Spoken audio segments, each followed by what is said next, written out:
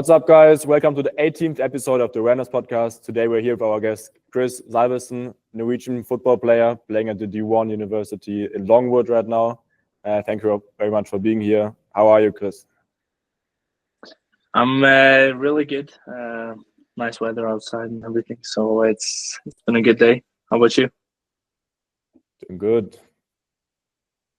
We're doing good, brother.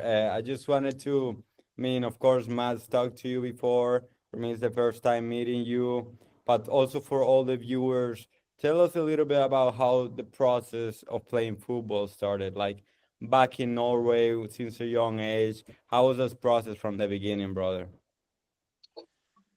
So I started playing really early. I started playing like at the club when I was like 5. So when I started at at school. And then I think it just took over my life at some point. Like I've been playing at the club I was at for my whole life, and I had a really, really good time playing back home. And I just love playing football and played basically every day, trained every day, 2 times a day from a young age. And always just had fun with playing. Really nice. So you've been at the same club your whole career. Yeah. How did you get to the club? What so was the it connection? so it was my hometown club. So like where I live. So I started just because the club is like divided in 2 parts. So you have like the professional part and you have the like unprofessional part. So I started, of course, in the unprofessional part because you're a kid, and then I basically just moved up, played with older people every year, and at one point I signed my first professional contract at 17 years. I was probably, and now I'm here. Oh. It's great, man. Now, if you look back to that point where you were 5 years old, is there anything that probably introduced you to the sport of football that you can probably see and say, okay, this is why I got started? Or just playing around with your friends, that's what you do as a kid? I think because my dad is a huge football fan. Okay. So I don't know. You want me to say soccer or football? What do you use? Football, bro. Football. Football? Yeah. So he was a huge fan. So I always played with him since I was a kid. And I had an uncle that played professionally in Norway and Sweden. So he took me to the field with my cousins and stuff all the time, and we just it started from there. We just had a lot of fun playing in like just back of my house, like a field there every day with my cousin. He was in the goal, I was just standing there shooting 3 hours a day. It was some of the best days of my football career. Surrounded by a football environment. So much fun. And then you also mentioned you've been training 2 times a day, like probably like team practice and then like on your own or with your friends. And what was like the point? Like, of course, we were always like in a good environment, but like the point where you like could realize like I have some potential, I have some talent, or did it just come with the process?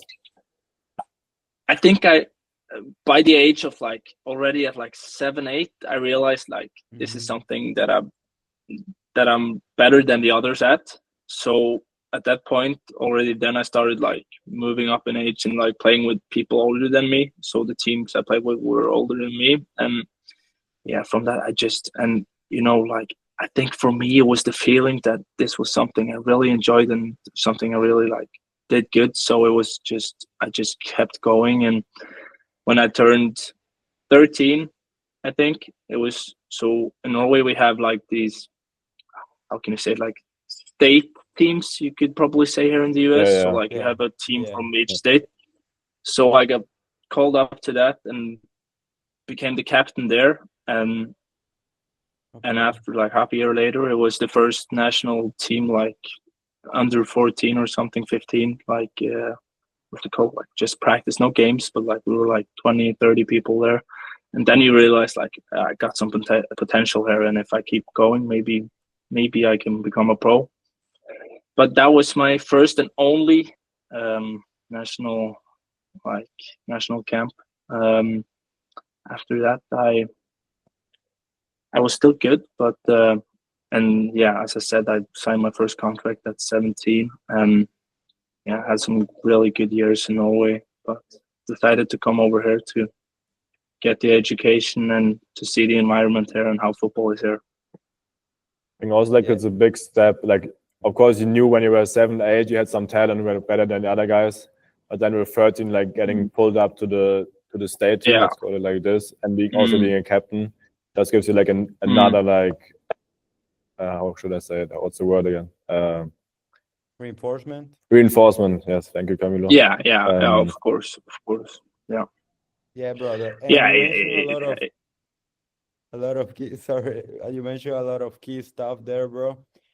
Which is not only the fact that you had a lot of people surrounding you that were always teaching you the sport, but you sound like there's a lot of excitement from you when you talk about football.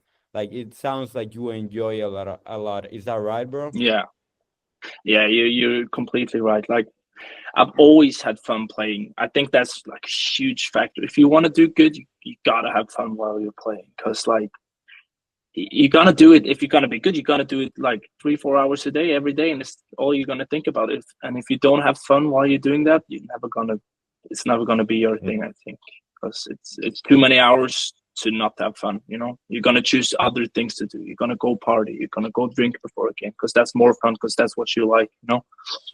I mean, it's probably also the best motivation to playing a sport. Like some people like maybe say, "Oh, I want to be professional, so I have like the fame and like the recognition of many people." Yeah. Or I want to see the money. But like if you always have like the fun in mind, or like the fun is your main driver, like what motivates you, it's probably also like starting from an early age, like you started with 5, like the fun doesn't go away. It's like really important, because I know some of my friends, they also like play very high level, and at some points they're like, oh, I really get tired of the sport sometimes. So having fun absolutely. is very important.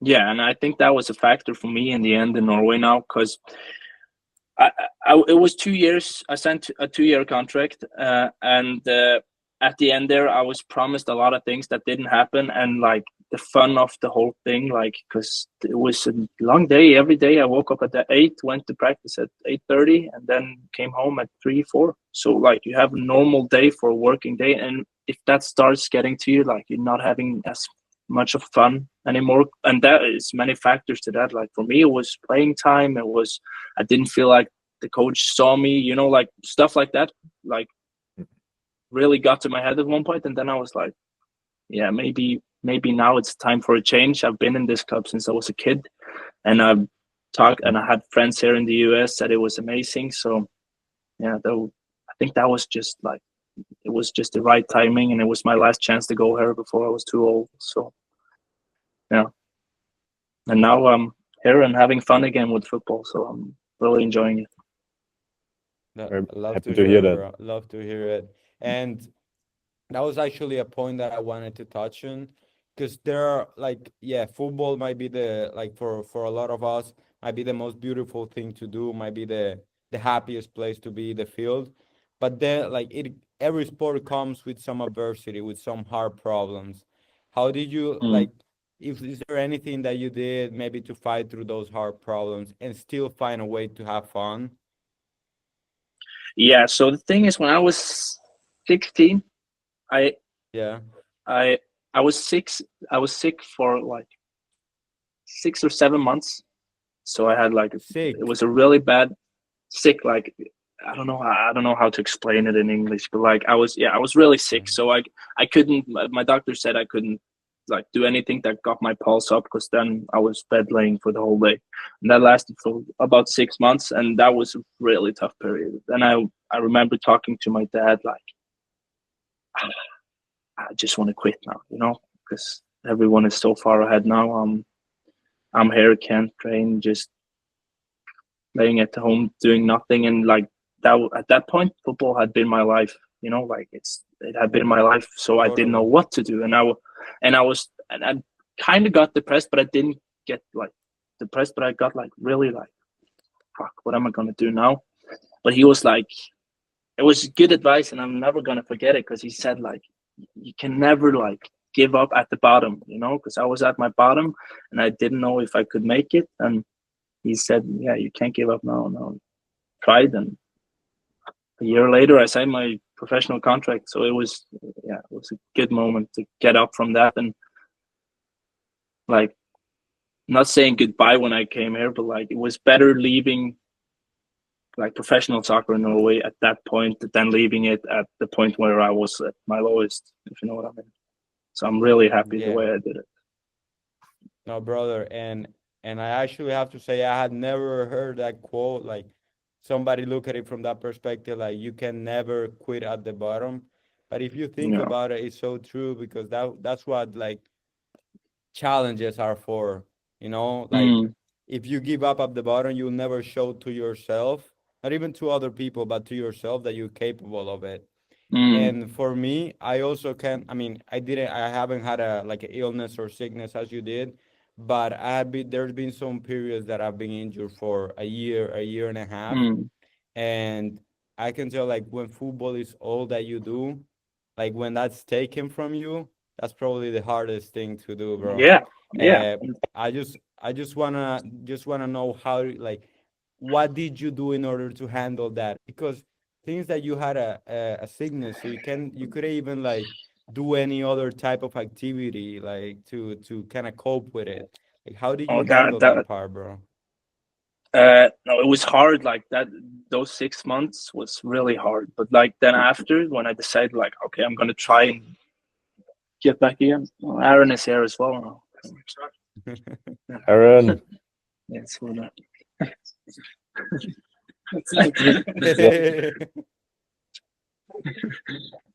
No, what did I say? Podcast guests. Yeah, now you have two. Yeah. So after that, I had to restart, because I was before I got sick, I was training with the first team.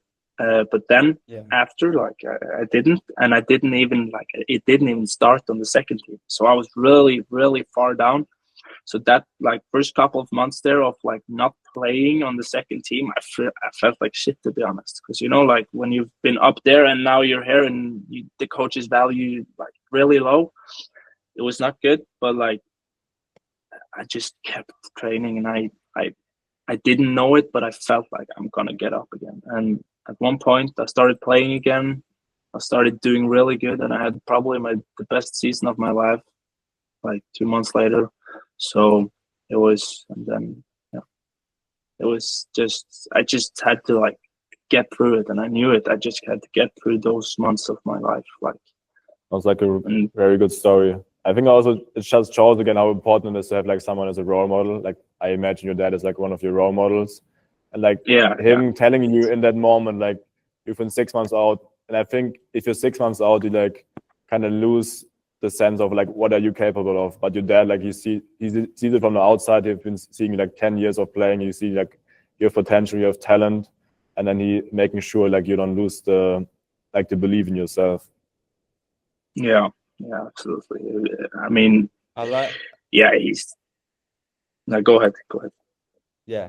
So sorry for interrupting you, bro, but I just wanted to say, because something I had on mind, like a frame that I had on mind whenever I was in those moments of that I was injured, I wasn't able to play, is that at some point we all know that football is hard. To be successful in football is hard, right? So I just kept reminding to myself, like, this is what hard is like, you know, like this is the hard part of it. So it doesn't mean that it's bad. It's just a part that I have to go through.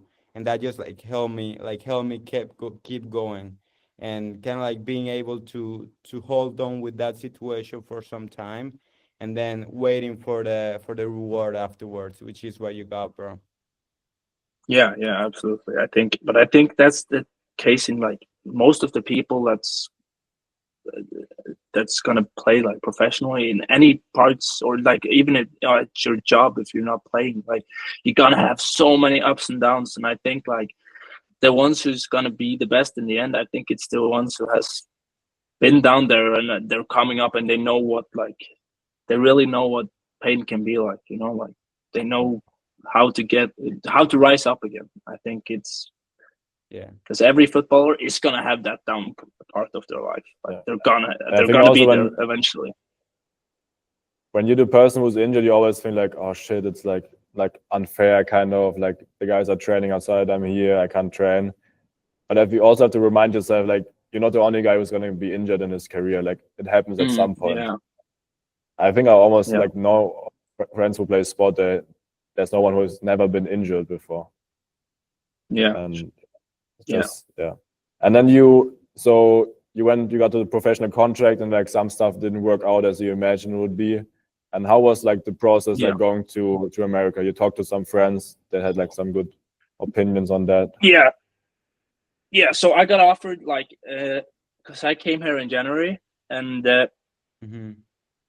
and in maybe September I started looking, like talking to my agent, because before I signed, huh? It was a really quick process because I wouldn't be eligible if I didn't like do it in like 1 month from when I started talking to him. So I had to do everything really quick, and and it worked out in the end, but it was really stressful. But it was also fun because I decided, because at that time I didn't play at all at my club. Like, I was totally frozen out, and that's when I talked to my dad again. And I was like, maybe now is the time for me to go over to the US because it looks fun, and I had friends here that had been here, and I talked to them and they had fun, and they said the level was good and everything. So we just started the process, and the only problem was our season wasn't over in Norway, so I couldn't tell anyone that I was leaving, because if I told anyone, they wouldn't have played me the rest of the season, because then they knew I wouldn't sign a new contract. And they actually offered me a new contract, and it was sad to telling them like I'm not gonna stay, but I think they knew, like, from what they had promised me and how they treated me the last season, I think they knew like I probably wasn't staying anyways, But yeah, it was definitely like a big change, and I was really nervous and excited before coming here, to be honest, because I'd never been to the US at all, and now I'm supposed to live here for 4 years, and the level as well. I didn't know anything about Farmville and the place I am now, and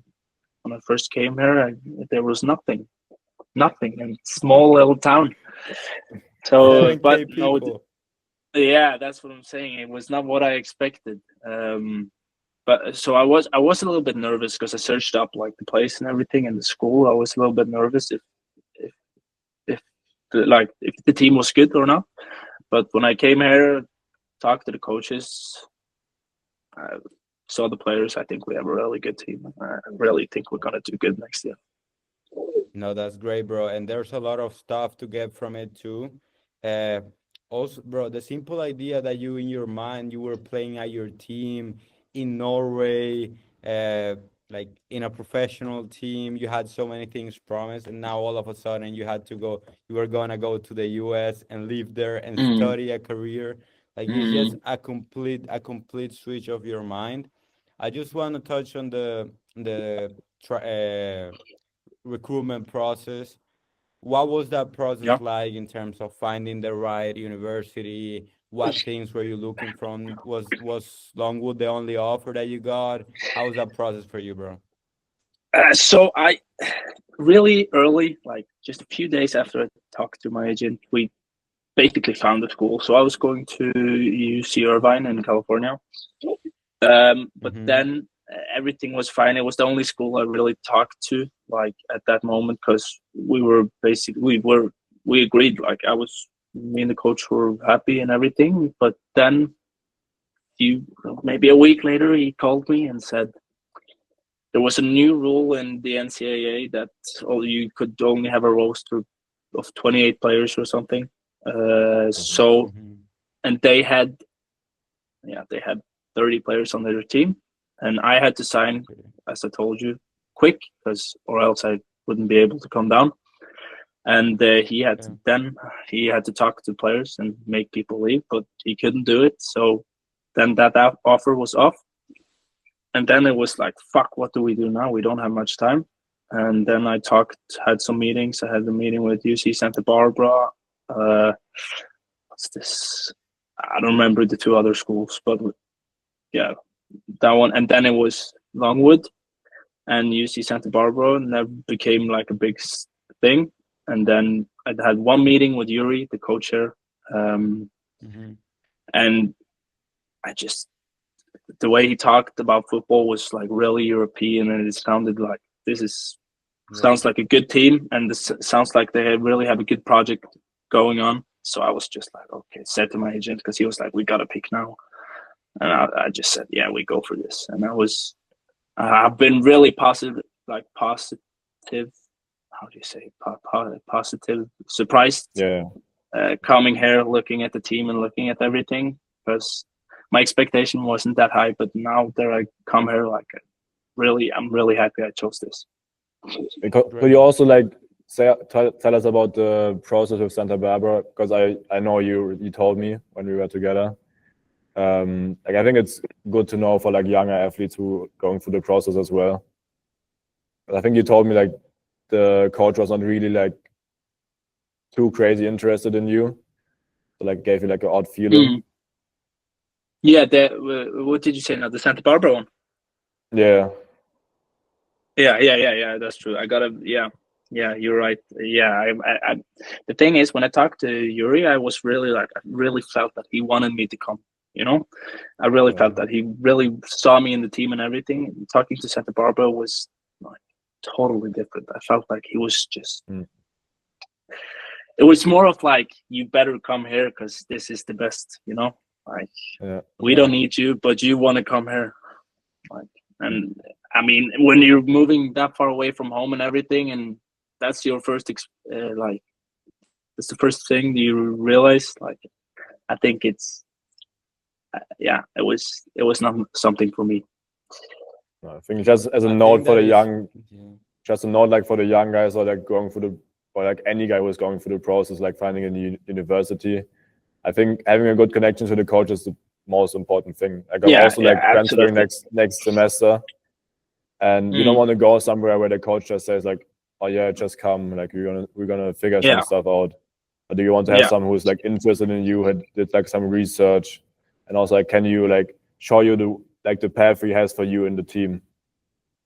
Absolutely, yeah, that's a huge factor. Also for somebody coming from another country, like that person probably doesn't have an idea of how things are in America. Like, as you mentioned, you had no expectations at all. So you, like, as a coach, the best thing you can do is probably give him the best picture possible of how they're gonna look in the team. Then also feel welcome, because at the end of the day, that's a guy that's coming to play for you, to do his job, to benefit you as a coach. You know, like, you want him to do well, and you want to give them that boost of confidence too.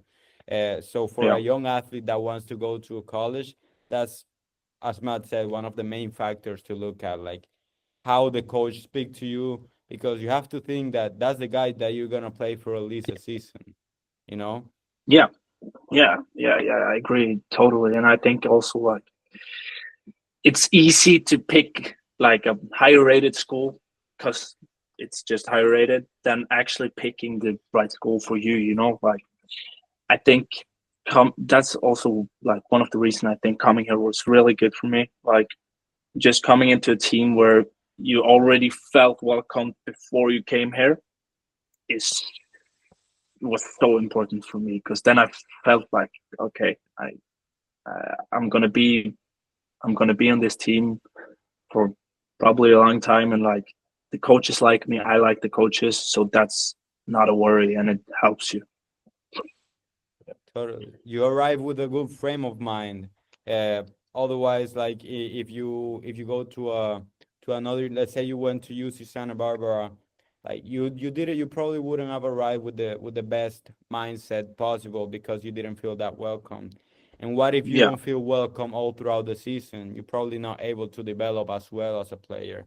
So feeling welcomed and feeling like received from not only the coaches but also from the other players, I think is very, very important. And you mentioned, is that how you felt now since you joined Longwood? Yeah. The team has like been really welcoming, and I couldn't be more happy like with the team as I have now. And you guys know, yeah, you also know Aaron and David and everyone. Yeah. And you guys know they're great guys, and like coming into this house, like it was the best thing that could have happened for me, because they've just taken really good care of me, and now I'm finally into everything, so now I can do things by myself. But in the start, they were so helpful. Yeah, that's great, bro. To find people, like finding people that had already been through your situation that can now like introduce you not only for the team, but to the city, to life itself, because you come from a completely different country, like doing different things. For example, David, he's also Scandinavian, so you guys can like he can talk you from his experience, and finding those people that introduce you, I think is great, man. And also like from you being open to go and look for those people, go and look for those help, because also like if you're, of course, at the beginning it's hard to open up because you kind of shy, like, but then it's also like very important to ask the questions, to talk to people, because that's what happened to me. Like I would say I'm naturally introverted, but then I've learned to like look for help. If I don't know anything, ask a question, and this has really helped me coming from Colombia to this new country and like to this adaptation process. It's also one of the biggest benefits of having a team sport. Like you connect naturally. Like, you don't have to come up with someone. And now, like you've been here since January. How's it been looking for you, like with training wise? Is there like, do you think there was any big change you had to adapt to?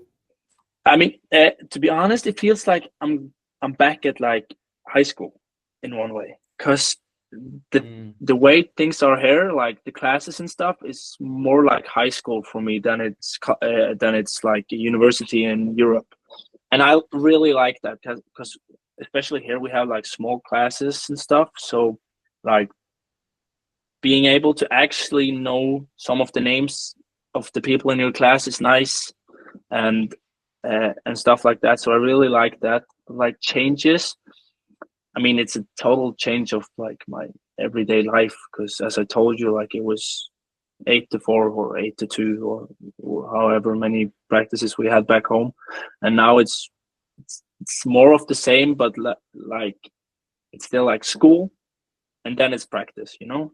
So I get to school as well, and that's the biggest change for me, that I'm starting at like school again. But like the practices in itself, it's been less practices here because we're off season, of course, you know, like, so it's been a pretty like chill start. But I think now that the season is like, when the season is coming now in the fall, like I think it's gonna be hard, because I've heard we have a lot of games in just a couple of months, so it's probably gonna be so it's gonna be probably at least as intense as it was in Norway. So, but it's fun, you know, like playing games is all you wanted to do. Like, and bro, something I just wanted to touch on the fact that you said, because a lot of guys, when they come to the US, or if they're here in the US, when they're looking for a university, they get like attracted by those big names, those big universities, but also the fact of it being a small university, I'd say, is something very, very good, in the sense that you actually get to know the people that are in your classroom. You actually get to know the professors. Like, for example, here sometimes I go to a professor's house. Like, I don't think that would happen in a big university, you know?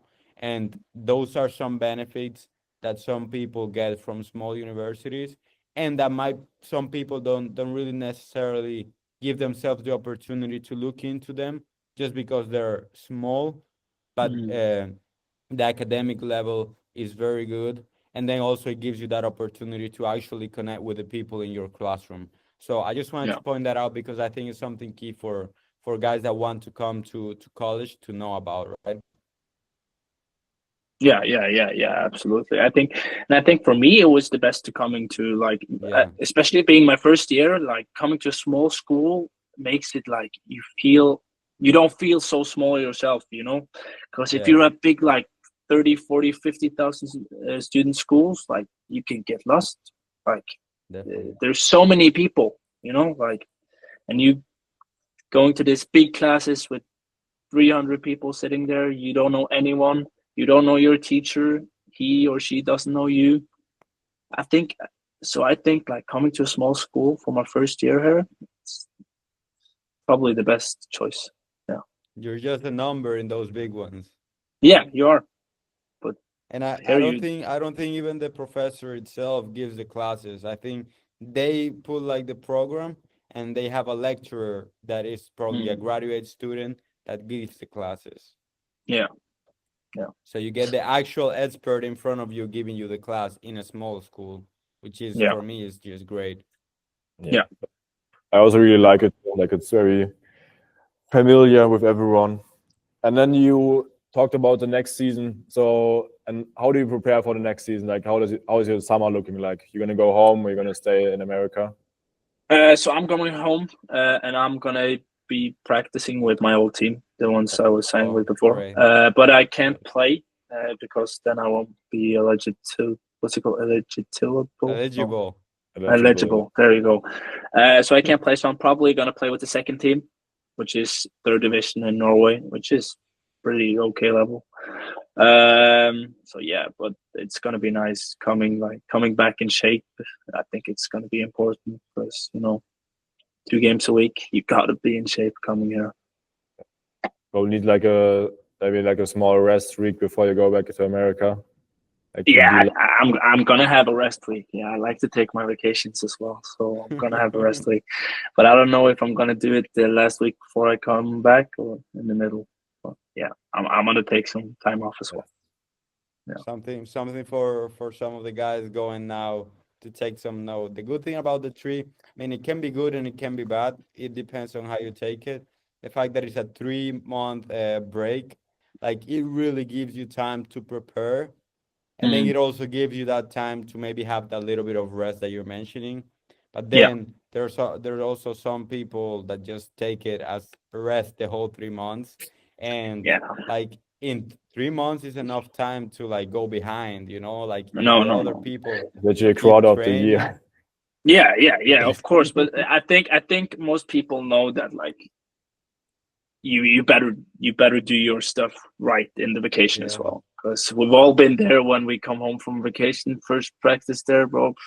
No one likes it, but like it feels better if you're at least in shape, I always have the feeling like in the summer, most of the people like the level changes the most because then, I mean, in the season, everyone is going to the same practice. You might do some extra work besides the pitch, but in the summer, everyone is on their own. Like you can definitely see after the summer who's fit and who did his work.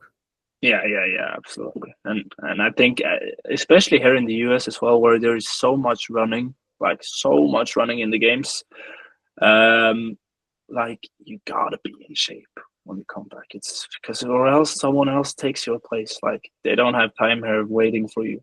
Like you gotta come back in shape. I think, but from what I've heard, most of people come back in shape here. I mean, the US people are fucking animals, bro. They're machines. So, yeah, better do the same. You'll have good preparation with the team, so I think you'll be fine, bro. Yeah, I hope so. But brother, you mentioned a little bit about that, but I also wanted to touch on what are the main things about U.S. college football that you've noticed that are different than from probably the game that you were used back in Norway. So thing is with the coaches we have now, did you guys have them as well? Yeah. So as I said, like they're really like trying to play out and not just long balls, but like in general, I feel like the way things are being played is more of like it's so physical, like so much running, so you don't waste any time. It's just like it just goes on all the time, and that's probably like the biggest difference. And also like the way like teams play, I feel like every time you get the ball here, it's like we go and attack, and then we lose the ball, they go and attack. So it's like all the time. That's probably the biggest difference. And for me personally, I'm not the biggest fan of it. I like holding on to the ball, like being the team, like I've seen some making highlights though. making them run, you know, like that's Yeah. what I like, and we're trying to do that here. We've had a okay spring now, or fall, spring, yeah. But I think if we getting used to the US college terms. Yeah, you got it. Yeah, yeah. For every new words I'm having trouble with, but it gets better over time, huh? But yeah, I think that's like the biggest difference, and also like the difference is also like here you have everyone is like between 24, 25 and under. Like back home, you played against it could be from 18 to 40, you know. So that's also like the way people think here is often like everyone hasn't had the same environment growing up, if you know what I mean. Like some people don't understand the same that everyone else does, you know. That's also, I think, it's a huge difference. Okay, it's like, and you like there's people coming from all different places, having all different cultures, and there's people that will be at most around 4 years in the same club. Like you don't get these people that have been 10 years with the same culture, with the same play style. So it's kind of hard to like put all of those together, right? Yeah. And you have like, it's like you say, like this year we're bringing in 10, 11 new players. Like it's a whole new team, you know? Yeah. Like, so everything changes here really quickly, like more quick than it does in like professional in Europe, because there you have a team and get some new players in, but here the whole team can change in one season. There's not really much time to adapt to each other. I think in America, like every coach has their plan and it's gonna stay the same. He's not gonna adapt the plan towards the players. Yeah, you fit in, you fit in. That's how I see it. Yeah, and in Europe, I mean Europe and also South America, like other countries. Yeah. When you're in a team, like in a team that is an academy too, there's a philosophy that they go by, and that's put by the team. And here is whatever the coach thinks is the right thing. So in 1 year, the coach might change, and the playing style can change completely. You know. Yeah. So it's kind of like it's very like a lot of transitions between players and then also coaches that makes it hard to maybe put just like a culture, but it's something that you still have to work towards because you have to have your playing style and everything. So you would say that's kind of like the hardest thing for you, bro, kind of getting adapted to that intensity I think, and that playing style.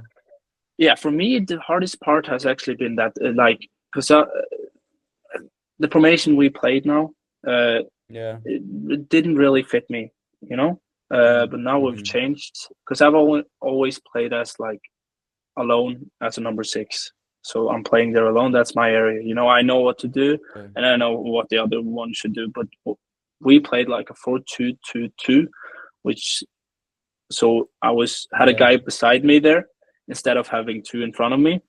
So I really struggled the first games there to like adapt to that. But now that I'm back in my favorite position, like it feels so much better. You know, like give me Busquets vibes, bro. Yeah, I've heard that before. I don't want to compare myself to him, but like, yeah, I really like him. He's a phenomenal player, and yeah, well, to be able to do what he yeah, we have the similar playing style, but yeah, not the same. But yeah, he's to be able to be in Barcelona like he did for what, like 10, 15 years with everyone coming in and out, and he played every game. There's not many players that could do that. Definitely, man. No, I think I don't know if you have anything else, Mads, because I just wanted to touch a lot of good points. Yeah, I just wanted to brother to thank you for the amount of valuable stuff that you brought to us. Just from the beginning, on having somebody to introduce you to the sport and somebody that you had, like having somebody that you could go to whenever there was an adversity or a setback like you did with your father.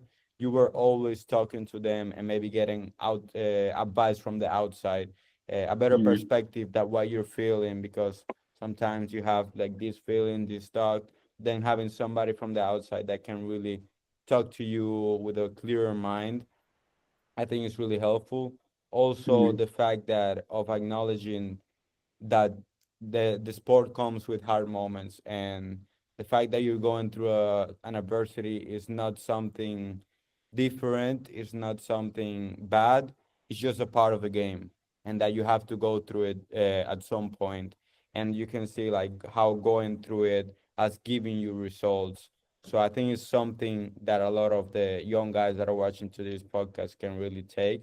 And then also like just your recruitment process, bro. It was very quick, but like then the criteria that you had in mind when picking a university, making sure that the coaches made you feel welcomed, the other people made you feel welcomed, and using that as a criteria, because some people just look at the name of the university, they say, okay, I'm going to there.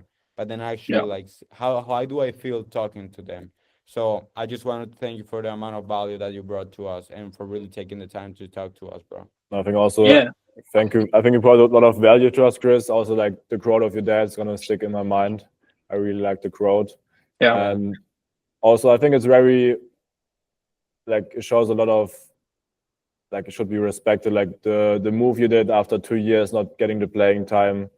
I don't like, I would say like not getting respected in a way of your coaches, even though that they gave you like promises, and then like saying, okay, I have to find something new. I think that's something you can be proud of. I think it's, and you like now it turned out good. So it's really nice to see you, like you're doing good now. And yes, just to wrap it off, if you're fine with that, we're going to have some rapid fire questions. See what your answers are. Sorry, what did you say? To end it off, we're going to do like a rapid fire questions. Okay. So okay. Ready? Yeah, I'm ready. Okay. The thing you miss the most from back home? My family and my girlfriend. Perfect, brother. What's your this is gonna be kind of polemic, but what's your favorite American food chain? Oh, I think Chipotle. Yes. Yeah, I really like that one. Yeah. For me, it's Chipotle or Panda, like one of those two. I've never tasted Panda. We don't have right there. Oh, it's good. It's good. Yeah. There are some that I think are overrated. For example, Chick-fil-A. I don't want to say names, but Chick-fil-A. But yeah, for me, Chipotle is the best, bro. It's a good call. Yeah. So, what's your favorite memory since being in the US? What's my favorite memory? I think, to be honest, the spring break when we went to Puerto Rico. It wasn't in the US, but like Puerto Rico is US. I don't know. Yeah. Yeah. So I think that was because it was really fun, and yeah, being able to just go on a vacation with everyone from the team. Like, it's not many people in the world that can say they do that, to be honest. I think it's a good time to get to know the guys, like besides the pitch. Yeah, I agree. Brother, I don't know if this applies to you because I don't know if you played any games now in the spring, but something about college soccer you haven't gotten used to. Sorry. So maybe a rule, a playing style. I haven't played like a proper match, like that counts, but like I don't know. I've heard some rumors that they stopped the time. Yeah. And then you can make unlimited change, like substitutions. Oh, you can do that as well? Maybe there are different rules in NAA and at least in NAIA you can, but in NCAA, I don't know. You guys know more than me. I have no idea. Yeah, you might have to ask Aaron and David for that. I'm gonna ask them now. I definitely can say the refs are a lot different than in Europe. I like that in Germany, especially. You think I'm gonna be surprised? Yes.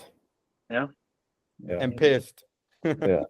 I'm pissed. Yeah, the coaches. No, not the coaches. The one thing I like from our training matches, the one thing I like really picked up was the referees blows on everything. Everything. You can't even touch a player. They blows everything. So, but I mean, maybe I just had a bad experience with a coach. But We'll see. You need some more games to maybe find out if it's VR experience or No. Do you have a pre-game routine or a pre-game ritual you do? I don't have like a special one, but like the one thing I do is I always put my like cleats on, the last one in the dressing room, putting my cleats on. That's the okay, so you wait until everyone puts everybody. I wait for everyone to take them on. Okay. I've been doing that for many years now. So no, but a guy that has the same ritual and you just I know. But if you have like a guy that's sitting there forever, like, and he's not going out, and we're going out to one, but I take them on. You know, I'm not going to him and take your cleats on. Yeah. But like, it's just been a ritual for many years. Perfect, brother. Imagine this scenario: you just got out of a game, you got home. What meal do you would like to see in your plate? Oh, from a game. The thing is, after a game, and like for me, nothing. I want nothing. I just want to go straight to bed. Yeah. Because especially after like a really hard game, because I'm just completely done. But if I would say a kebab, bro. Yeah, yes. I'm telling you, Camilo, kebab is a big thing. Oh, bro, I want to try the kebab, bro. You haven't tried a kebab, bro? No, Chris, we're gonna. Swear, everybody, like Scandinavia and German, they say the favorite food is kebab, bro. Like it's crazy. Like we're gonna in our account we post like some recipes, and the next one is gonna be a kebab, bro. Oh yeah, do it. So you have to check it out and rate it. You have to check it out and rate it. Okay, I'm gonna do it. It's gonna be really hard. Follow Awarenezzz. Okay, next question. Morning or night practice? I would say morning, because I like to get to be done with the practice, and that's what I'm been used to. But now we're like here we have night practices, or more like day practices. Okay. Yeah, I'm with you on that one, bro. Brother, what is something that is in your bag 99% of the time? That cannot like it's always something that's in your bag. In my bag. What's in my bag all the time? Probably my snooze, to be honest, or in my pocket. Yeah. I don't know why I was feeling that you were gonna say that, bro. Yeah, or my wallet. Yeah, let's stick with the wallet. Yeah. Okay. Toughest game you've played in? Toughest game I've ever played in. Oh, that's a good question. I think, especially for me, this was the hardest. It was my third time starting for the first team in the season, and we played away against a team that's now in the top division in Norway, and we got fucked like 6-1 or something, and it was, I don't know how many degrees it was in like the US degrees, but it was 32 like degrees Norwegian or European. And like it was the most terrible game I've ever had. I was so shit and I was so warm, and I just wanted to go home. Yeah, I wanted to after, and the thing was I scored after 5 minutes, but it was disallowed. It was wrong. So, and after that I played probably my worst game ever. So yeah. Now we're going to the opposite side, bro. What's your favorite football moment? Oh, I think it is this is a moment like a whole year though. It was 3 years ago now, so it was under 19s Norwegian Cup. We made it to the final, and like just the whole process there, winning the semi-final at home. I scored the winning penalty there, scored in the quarterfinal as well, and then I scored in the final, but we did lose the final. But just the whole thing there was probably my favorite memory. It was just so fun. Process. Yeah, the whole thing. Just there, we had like a team that we fucking fight for each other. Like it was amazing. Amazing. Yeah, that was definitely the best time. at that age, like you just like with your friends, like you just like enjoying yourself, man. And I think also like having a tournament system just brings even more energy. Yeah, more, it does. It does. It just builds up. Yeah, bro. Yeah, and we were always underdogs, and then just keep on winning. You know, there's nothing better. I miss the youth tournaments, if I'm honest. Yeah, it was the best. Yeah. It was the best. Okay. Yeah, to finish it off, you gave us a lot of good advice already, but if you can summarize, like, what's your advice to a young athlete who wants to make it to your level, or to like D1 level or professional level? Yeah, I think the most important one is that you find a place to play where you have fun, like where you feel comfortable, and also like, especially now that coming to the US, I feel like here, if I'm gonna give a tip of like how to like what I've noticed the coaches like here, it's like maybe like show some leadership, you know, like talk, organize, support. Like even if you're not the captain, like just show that you have something, you know, because it seems like the coaches here, they really like it. Perfect. Thank you very much. Okay, thank you guys for having me. Man. No, yes. Thank you for taking the time, bro, and for being here. I really appreciate you for that. And it was very nice to meet you, man. Yeah, you too. Yes, Chris. Thank you very much. It was nice. It was really nice to have a talk. And now you can, I hope you can still watch some rest of the Norwegian game. Yeah, I'm going to have to look what the score is.